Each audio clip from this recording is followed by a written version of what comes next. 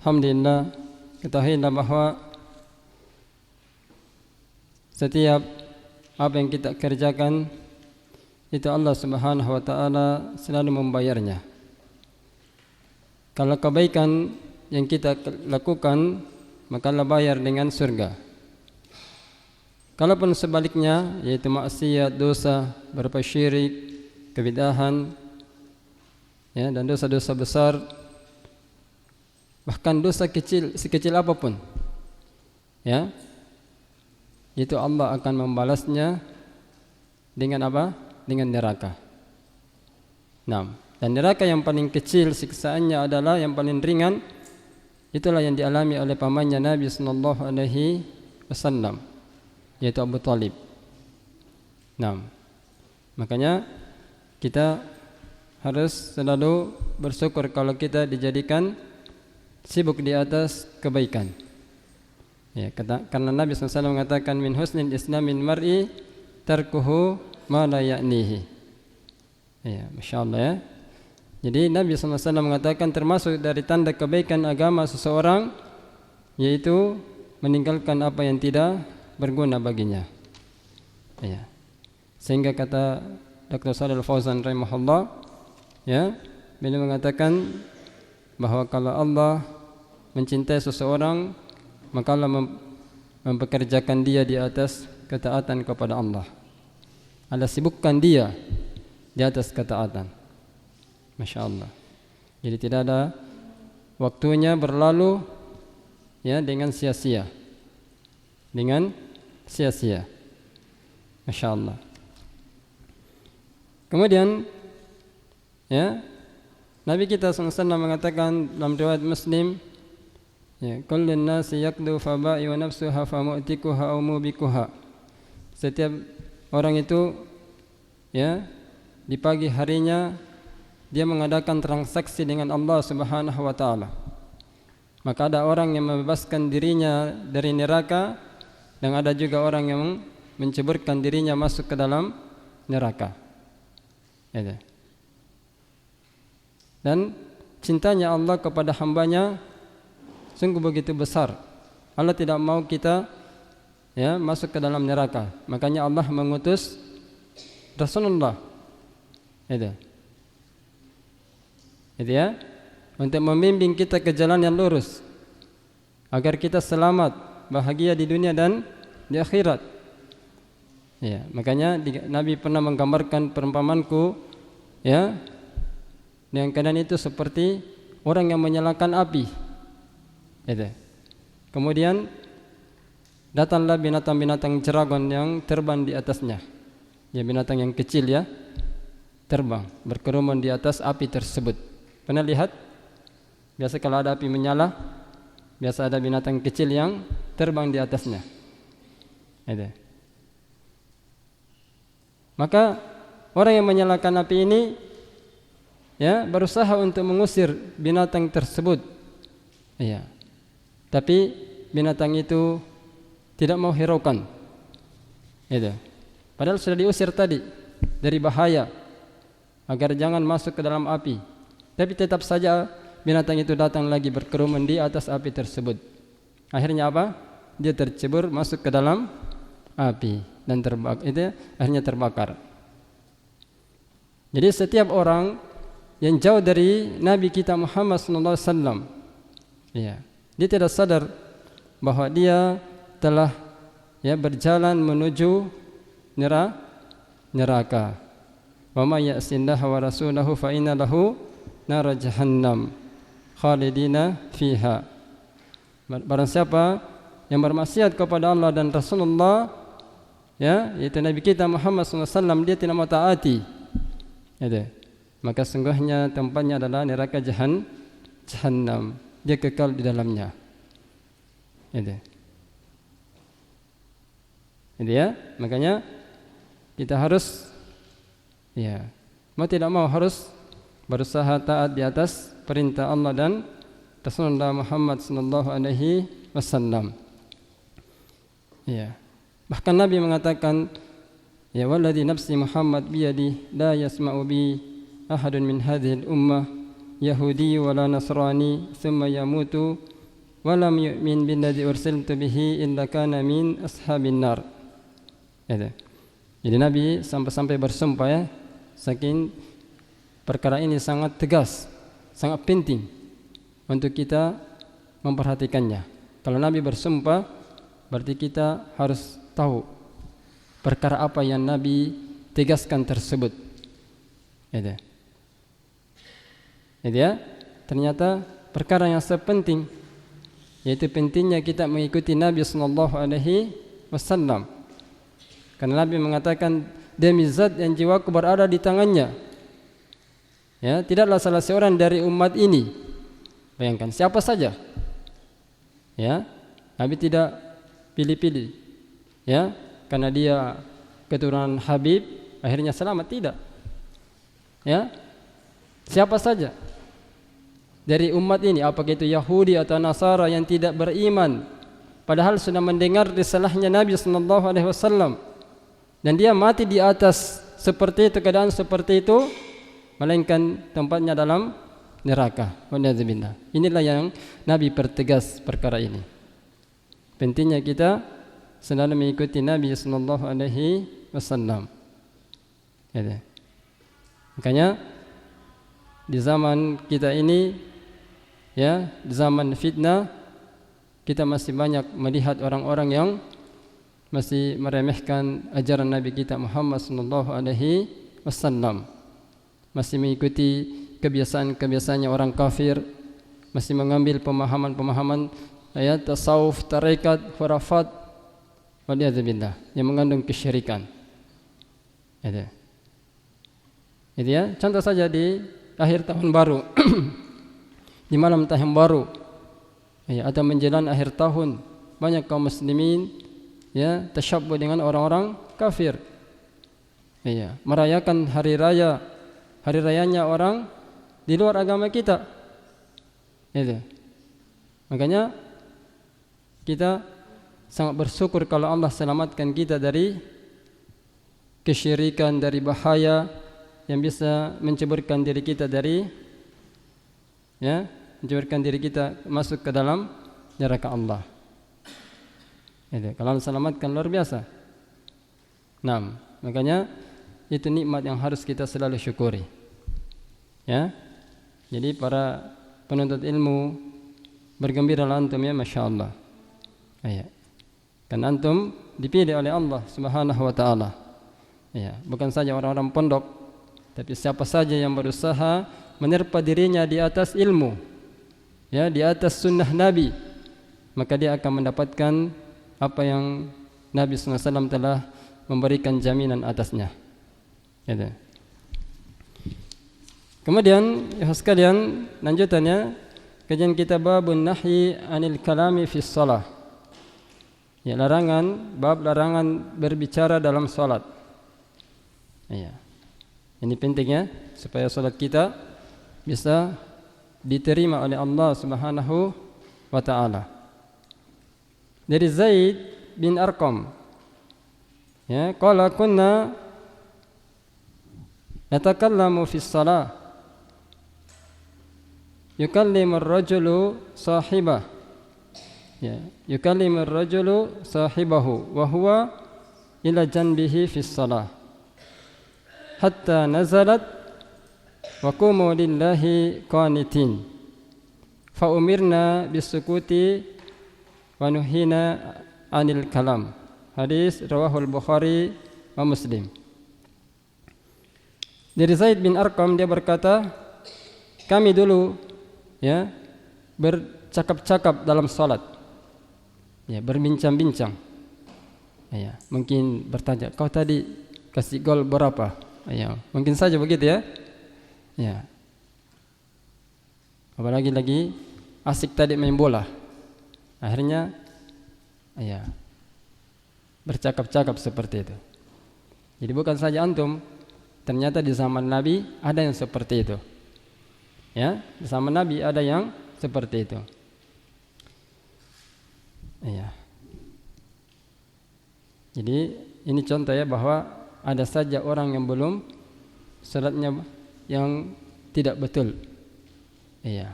Ada yang masih bermain-main dalam salat. Itu. Padahal salat adalah bentuk munajah kepada Allah Subhanahu wa taala. Itu. Jadi kata Zaid bin Arqam, ya, yatakallamu ar-rajulu sahibah. Jadi seorang ya bercakap-cakap dengan temannya, wa huwa ila janbihi fis shalah, padahal dia ya itu lagi berada dalam salat. Ya, sampai turun ayat ya, wa qumu lillahi qanitin, dan tegakkanlah salat karena Allah, ya, dengan tunduk mengerjakan salat tersebut. Naam. Fa umirna bisukuti wa nuhina 'anil kalam. Maka kami pun dilarang ya untuk berbicara dan diperintahkan untuk diam. Ya, jadi kami diperintahkan diam dan dilarang berbicara. Ya, setelah turun ayat ini.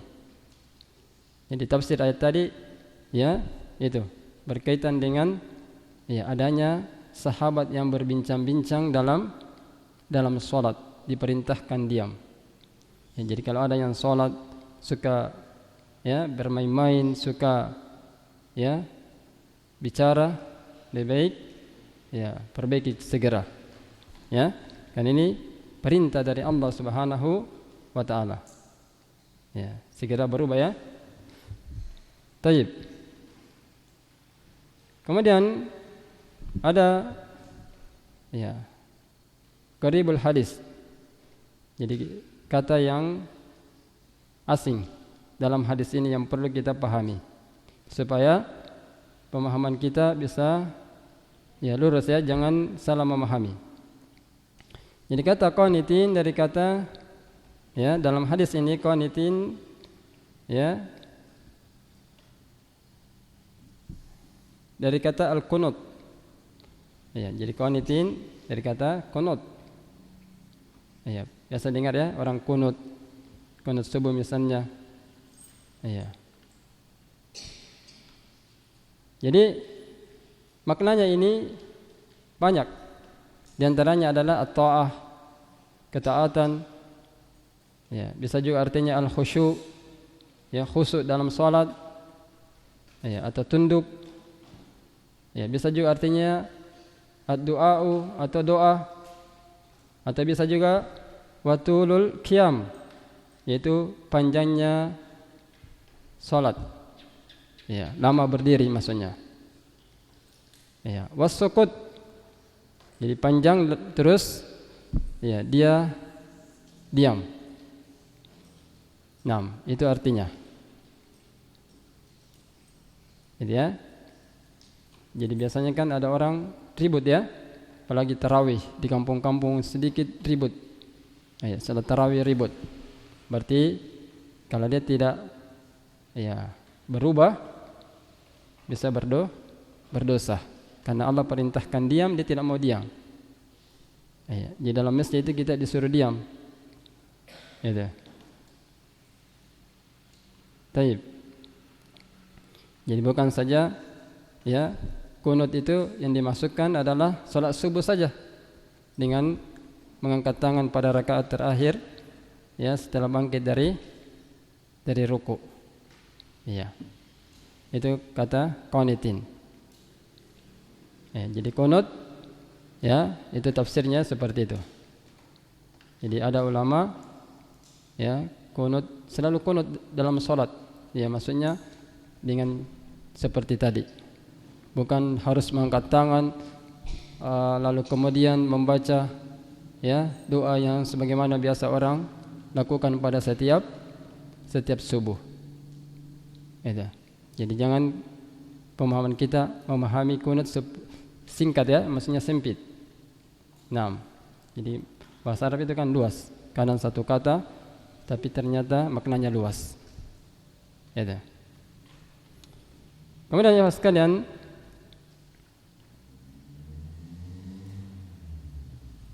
secara global makna hadis ini zakara Zaid ibnu Arqam radhiyallahu an anal muslimina kanu fi bud'i amrihim yatakallamuna fis shalah.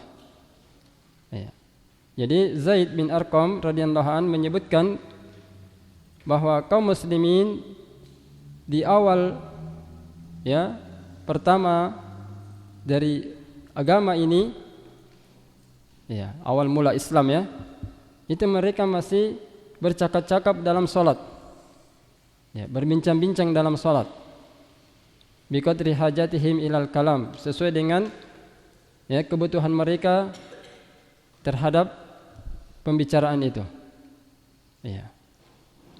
Mungkin berbicara tentang kurmanya atau tentang kesehariannya, perdagangannya, ya, itu bisa.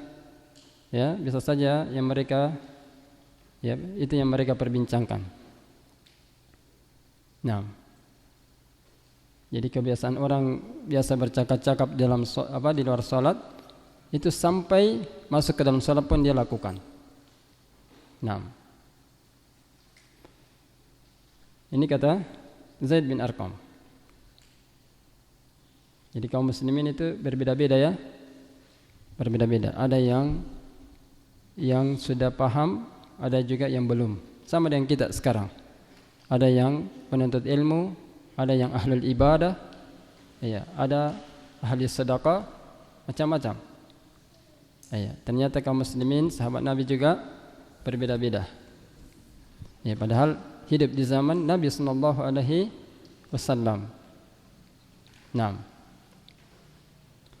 Kemudian, ya sekalian, faqad kana ahaduhum yukallimu sahibah. Ya.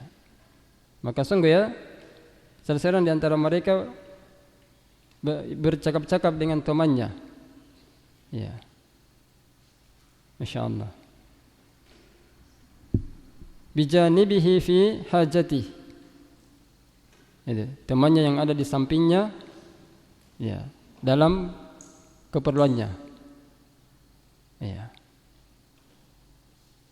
Itu ya.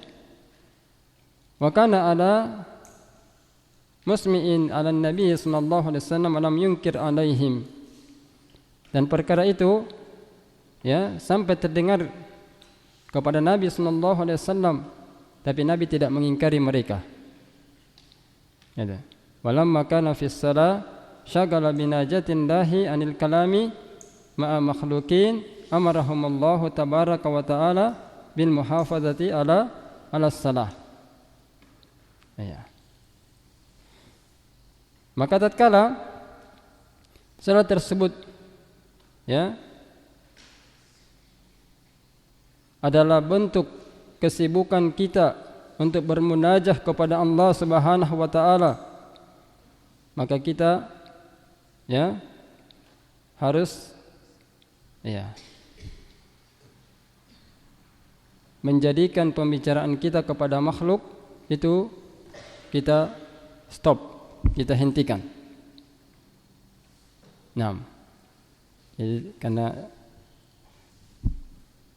salat termasuk bentuk munajah kepada Allah, kita harus betul-betul fokus ya.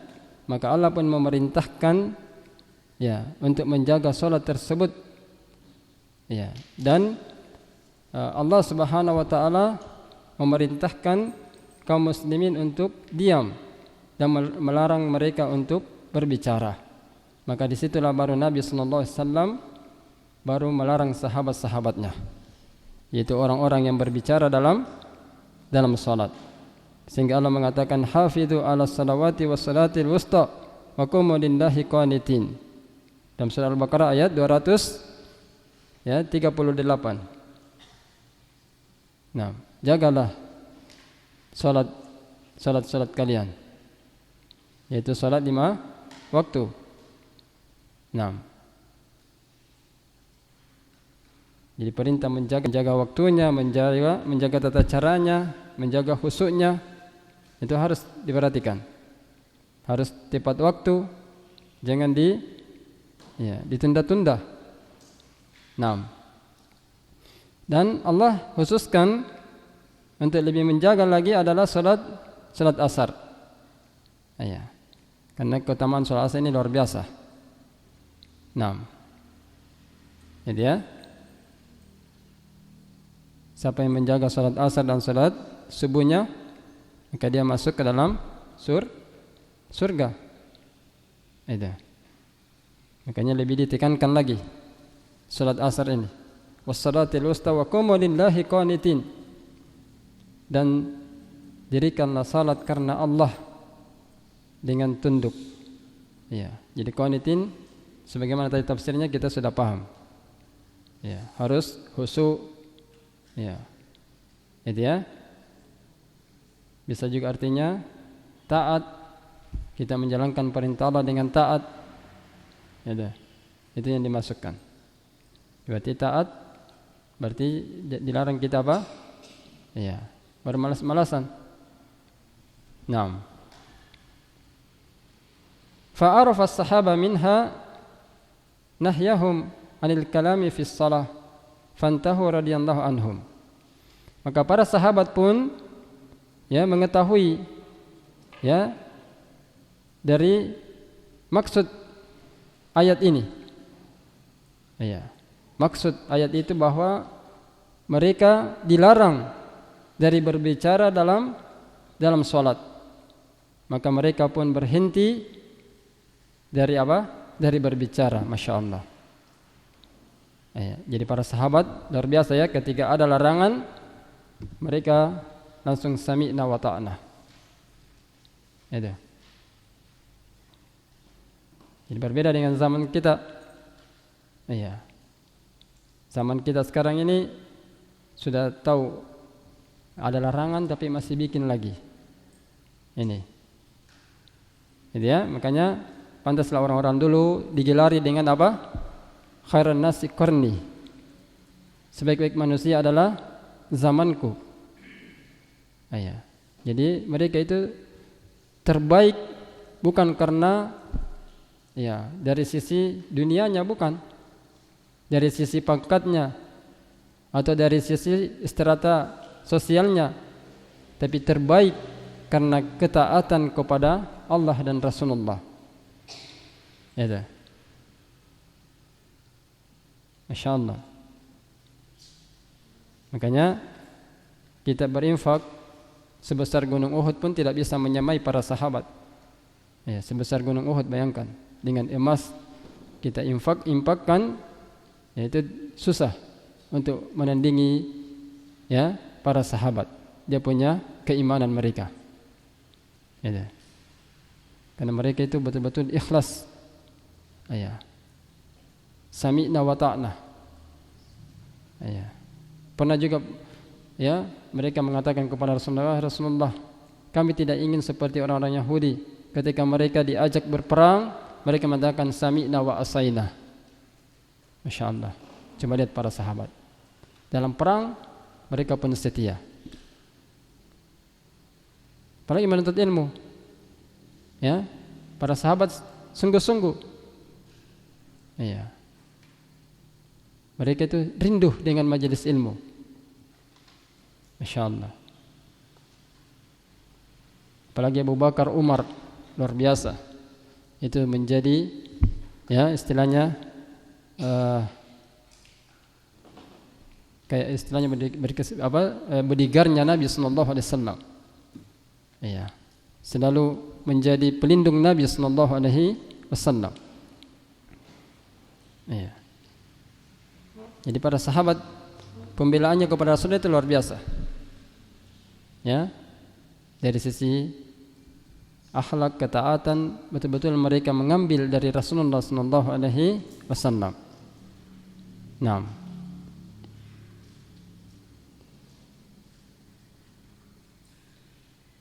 Kemudian ya sekalian, ada ikhtilaf di kalangan ulama. Ijma' ulama ala batlani salah man takallama fiha amidan di ghairi maslahatiha. Jadi para ulama sepakat atas batalnya salat orang yang berbicara dengan sengaja tanpa ada maslahat. Itu. Kalau ada maslahat berarti tidak batal. Ya. Contohnya apa? Ya, misalnya ya, kita ini lagi sholat, tapi imamnya sudah ditegur berkali-kali tidak mau mendengar. Akhirnya kita berbicara. Ya, langsung.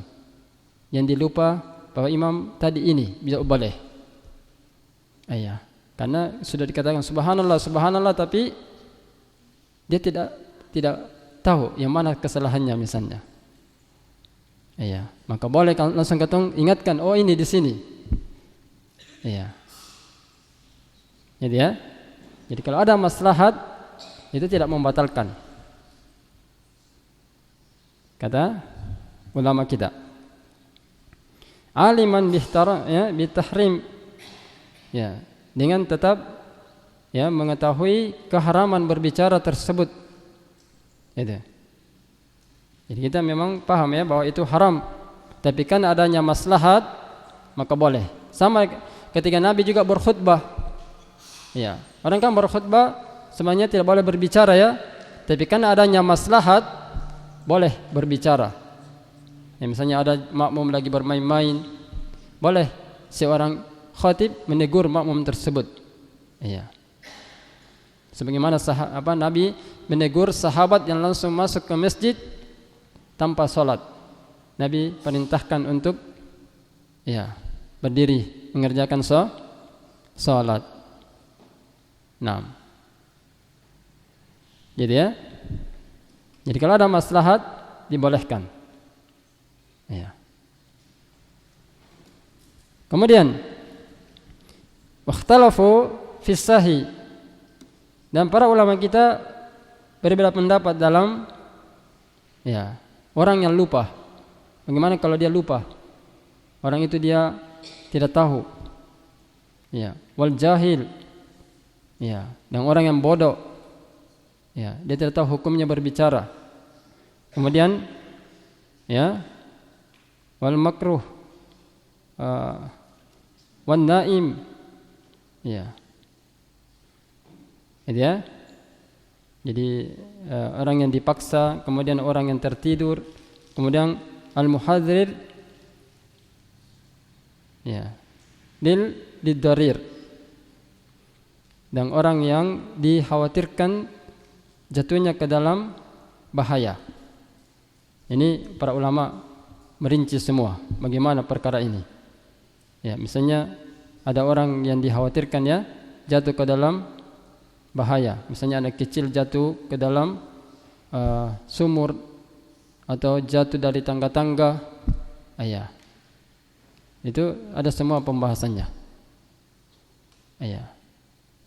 Jadi kita harus posisikan masing-masing perkaranya. Ya. Jangan satu masalah langsung disamaratakan. Tapi lihat masing-masing perkaranya. Iya. Makanya kaidahnya likulli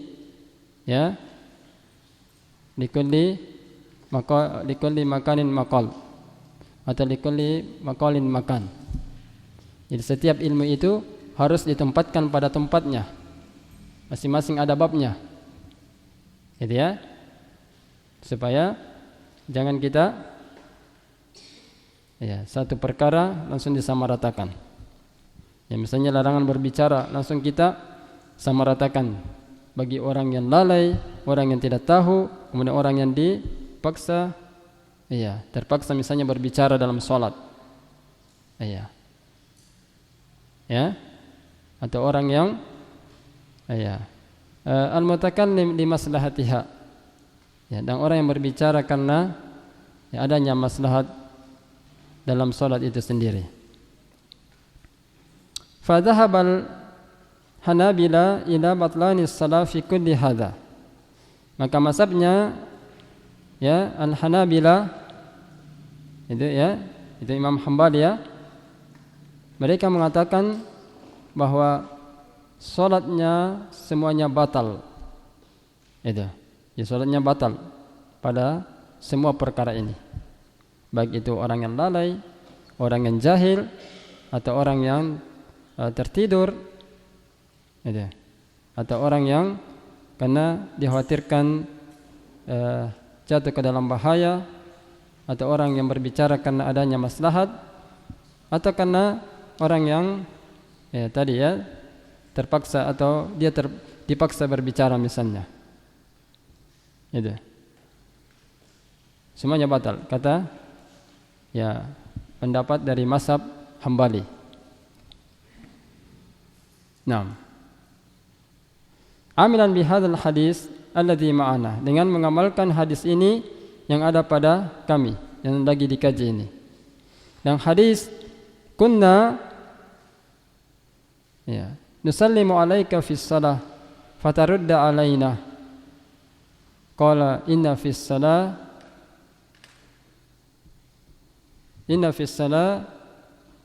la syuglan muttafaqun alaih. Ya.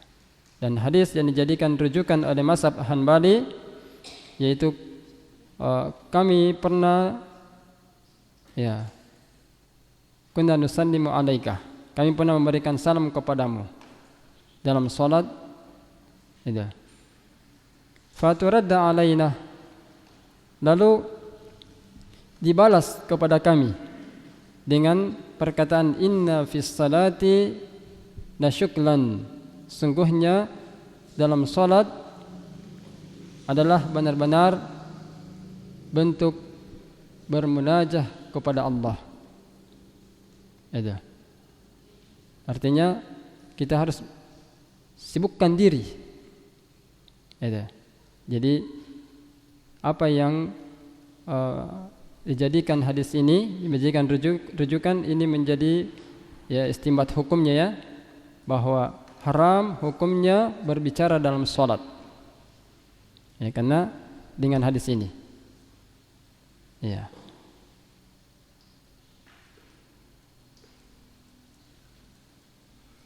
Gitu ya. Jadi bisa dipahami ya. Ini mazhab Hambali. Kemudian mazhab dua imam, yaitu Imam Malik dan Imam Asy-Syafi'i. Mereka mengatakan ila sihhatis salatil mutakallim jahilan.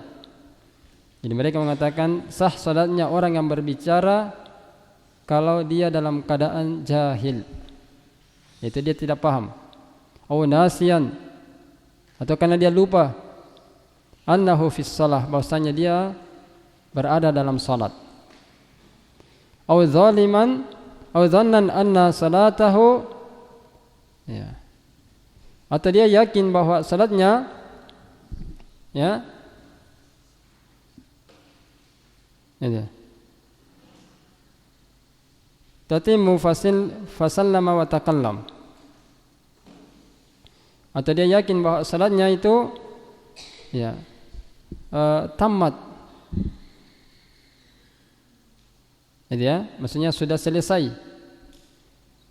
lalu kemudian dia salam akhirnya berbicara, padahal sebenarnya dia masih dalam salat.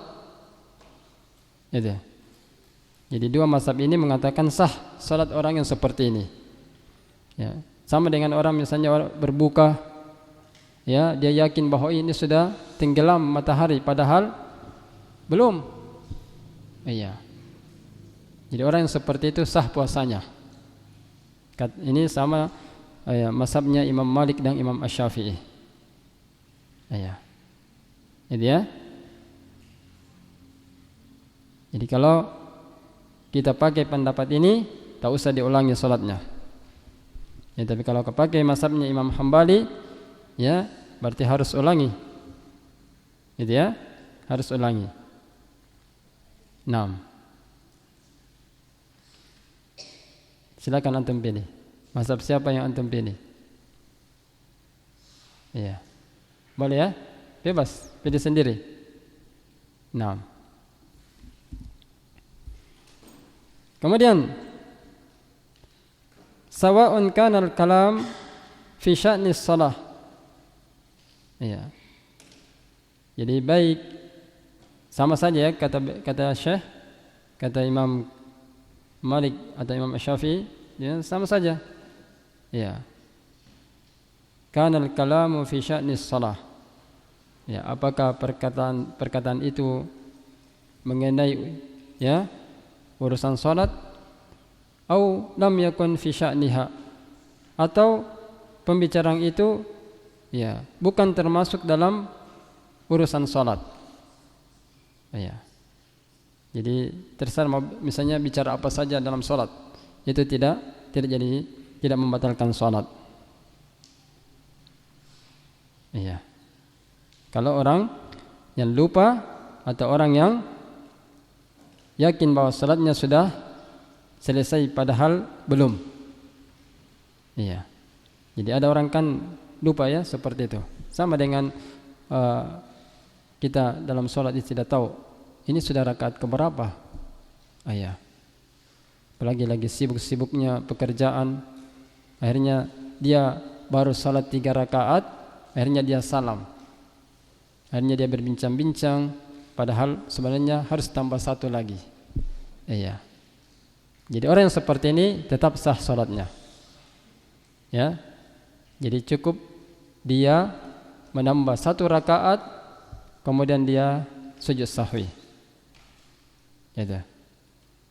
Misalnya kalau seharusnya ya misalnya kata dia salat yang seharusnya 4 rakaat. Iya. Misalnya salat Isya, ya, atau salat Zuhur, atau salat Asar, atau salat apa saja yang masih kurang, lalu kemudian dia berhenti, dia salam, iya, lalu dia bercakap-cakap, iya, itu. Jadi cukup setelah dia tahu kekurangan saya di sini, ya, lengkapi saja, sempurnakan salatnya, lalu kemudian dia sujud sahwi. Nah, jadi boleh antum pilih ya, apakah pendapat mazhabnya Imam Malik bersama dengan Imam Syafi'i atau mazhabnya Imam Hambali. Nah, kemudian ya sekalian,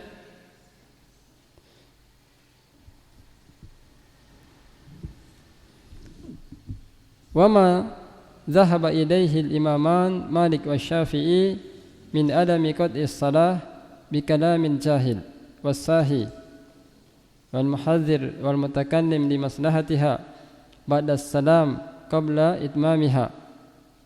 Ini dhahaba ilaihi aidan al-Imam Ahmad fi riwayatin qawiyyah sahihah anhu wa huwa ikhtaru Syekhul Islam Ibn Taimiyah.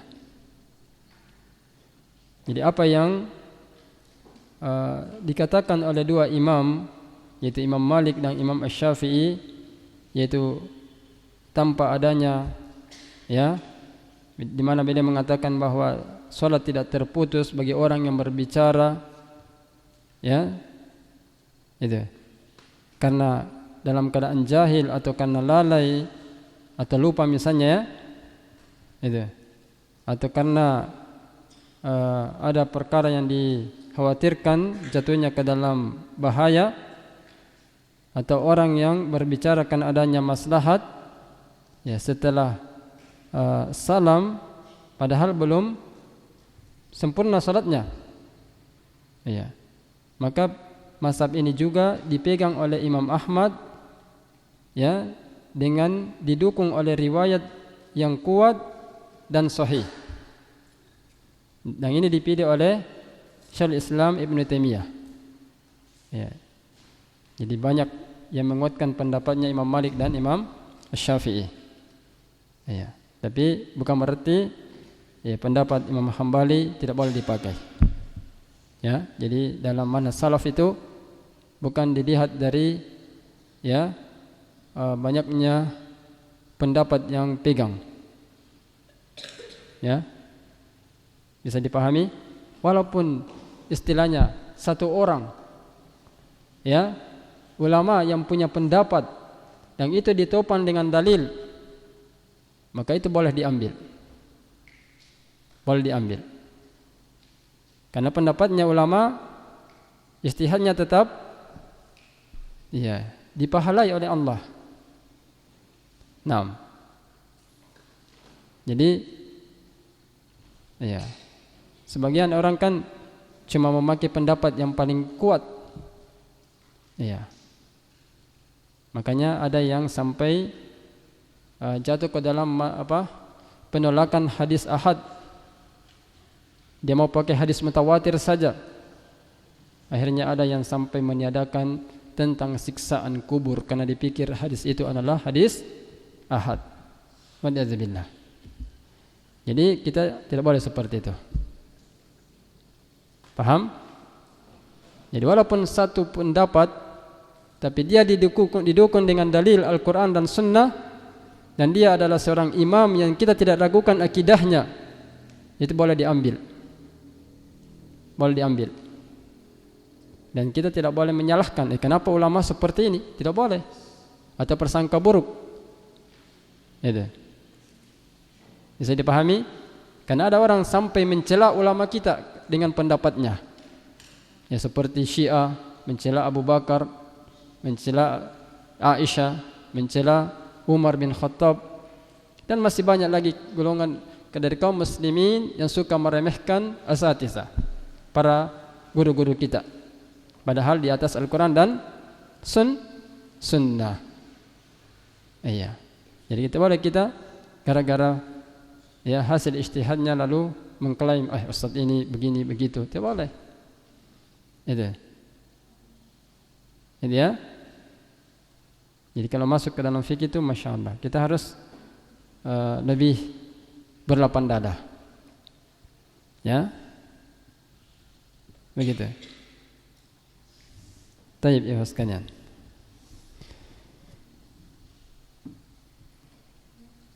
Jadi silakan antum pilih ya dari dua pendapat tadi, dari dua mazhab tadi. Naam.